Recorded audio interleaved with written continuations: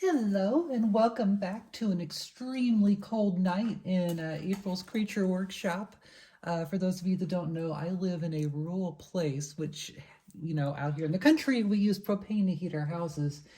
And my 500-gallon tank ran out earlier today, and it is getting very cold in here, but it's okay. I'm surviving. I wanted to take a few minutes to show what I have been working on over the last few days and weeks. So what's up on my screen here is what I built.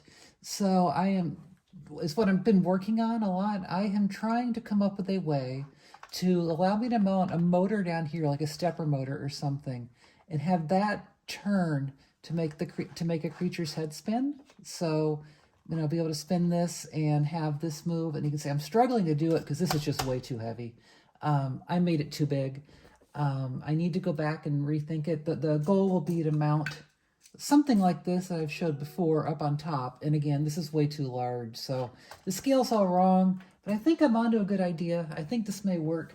What's up on my screen is what that actually is. You can see there's a gear inside that spins.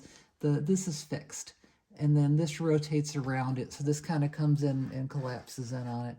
It's got a 1-to-3 gear ratio right now. That's probably fine because I want to use a stepper motor, so that's fine. So let me show some other things that are going on here. I lost a lot of time this week to this little part. This is a clone of a Max 485 chip right here. And what this does is it takes an RS-485 signal coming in here and then converts it down to a signal that a UART on a regular microcontroller can take. And this thing died. And I could not figure out why I wasn't getting frames off the wire. It was a mess. I had my oscilloscope going and I could see stuff coming in, and then I swapped that out with a different one, and I swapped it out with this one, and this one instantly got hot. And so, I learned, you see a little burn marks down there even. I learned my lesson, quit buying these cheap things off of Amazon. So what I did was I went and ordered the right thing directly from DigiKey. So I've got one right there. That is a name brand Maxim part. It is working fantastically. And I'm just going to design my own little circuit board to work with it, and I'll just build it into the controller itself. So that's cool. So something else that's been going on is I got my first run of a circuit board this is a Rev 1 board for my joystick controller. And this is a circuit board that I designed in Fusion 360. It's the first thing I ever made in Fusion 360. It's one of the most advanced circuit boards I've ever made. And I think it's kind of pretty. I like the way it uses the bendy traces and stuff. This works better than I expected for a Rev 1 board. I have one of my prototype joysticks here, and this joystick does in fact work. I can, I've got this here, and I can, rotate this, as I demonstrated that before. I rotate that.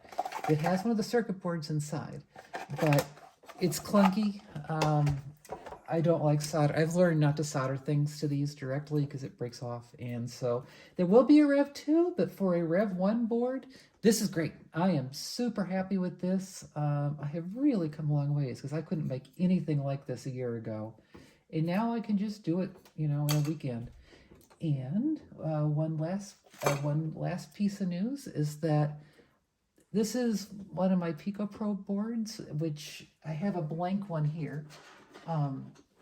The blank ones don't have anything on them. They just, there's spots you can solder components to it. I have another run of these coming in. I've got 30 more on the way, and I switched to a purple one, of course, because for another revision. But this thing is so handy that I love it, and it makes my life working on things so much easier that I think I want to try to sell them. I think I may try to open up a small 10D store and sell them for a couple bucks a piece. I wouldn't sell them for more than that because I didn't write the software. I didn't make the Raspberry Pi Pico. But this packaging works fantastic because I've got all this lined up.